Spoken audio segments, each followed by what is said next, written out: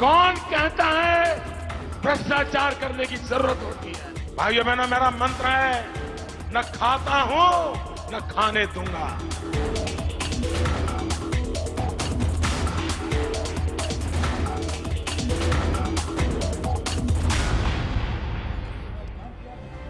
हमने आज से आपसे पूछा क्या मोदी सरकार भ्रष्ट अफसरों पर नकेल कस पाएगी, और इसके मुताबिक 44% लोगों ने माना कि हाँ हो सकता है, लेकिन 56% दर्शक मानते हैं कि ऐसा संभव नहीं है।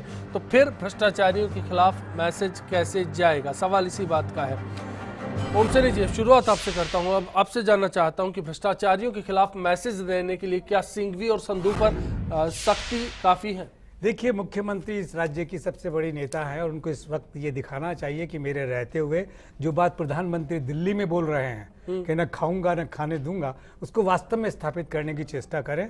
और इन दो लोगों के साथ में इन पे जो आरोप लगे हैं उनकी ठीक से और जल्दी से जांच होनी चाहिए। और जो वकील साहब फरमा रहे हैं, जन साहब ना, वो कह रहे हैं कि किस तरीके से क्लबिंग सी नज़र आती है, एक ढिलम ढाल सिलसिला नजर आता है, वह ना हो तो अपने आप में एक मैसेज जाएगा पूरे प्रदेश के अंदर कि निश्चित रूप से वर्तमान सरकार कुछ भ्रष्टाचारियों को पकड़ने के लिए आतुर है, उनको दंडित करने के लिए आतुर है। ये मैसेज जाएगा तो लोगों को भरोसा बढ़ेगा, लोग समझेंगे कि हाँ सरकार सब कुछ करना चाहती है। वरना तो वही बात कि राजनेताओं की और नौकरशाहों की, इनकी सबकी मिली भगत है, सारे कार्यकर्ताओं के नाम पर सब कुछ भ्रष्टाचार का रास्ता जो है बना हुआ है। जी रचोया साहब, मैसेज कैसे जाएगा? भ्रष्टाचार करने से पहले डर कैसे लगेगा?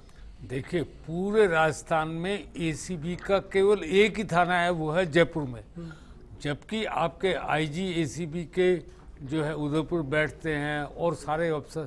आप एक ही थाना का ना बना करके जो है ये भ्रष्टाचार खत्म कर सकते हो क्या?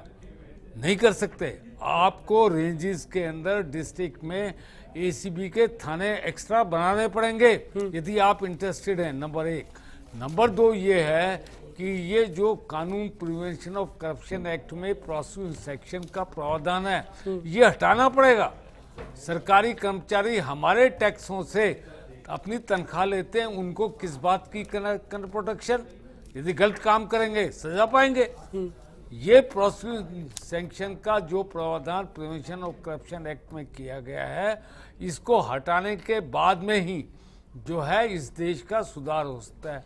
राजस्थान का सुधार, जो मैंने कहा कि राजस्थान की सरकार को एसीबी के हर जिले के अंदर थाने बनाने पड़ेंगे, तभी तस्वीर बदल सकती है। वही अगर न्यायिक प्रक्रिया का हिस्सा हो तो जैन साहब आपसे जानना चाहूंगा।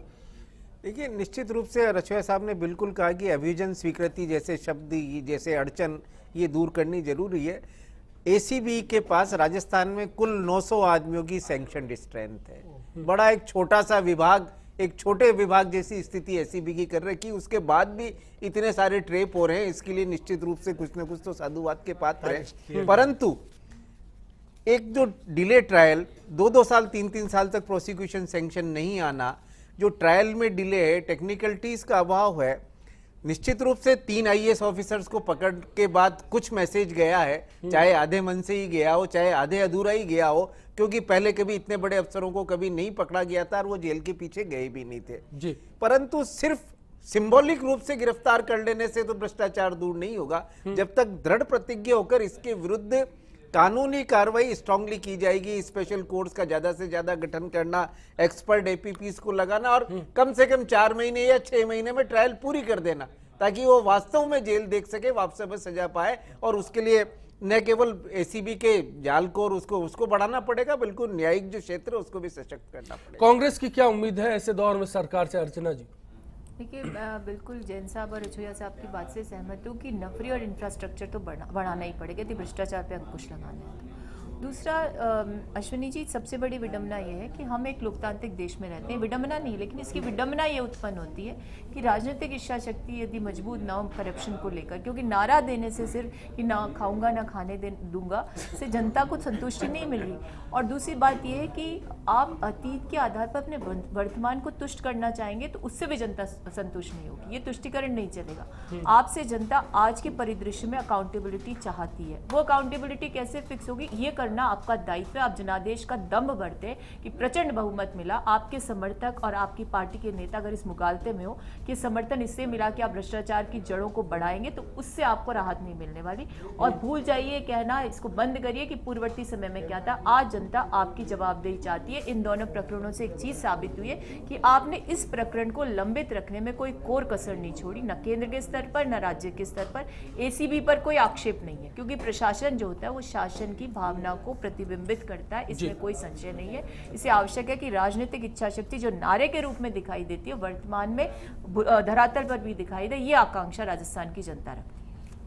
मनीष पारिक साहब, उम्मीदें तो सुन ली आपने, लेकिन सरकार पूरा कैसे करेगी?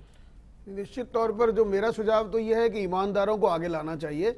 ऐसे लोगों को प्रेफरेंशियल एस्पेक्ट्स पर लाभ के पदों पर देना चाहिए जिनकी छवि बहुत अच्छी है और जिनके बारे में जाना जाता है, चोर उचक्का नहीं है। बड़ी बात यह भी है, कांग्रेस पार्टी ने तो नारा भी नहीं दिया 56 साल में। और मैं ये कहना चाहता हूं, इसी कारण से ये हो गया, ये कोकस बना, ये लोगों ने कहा।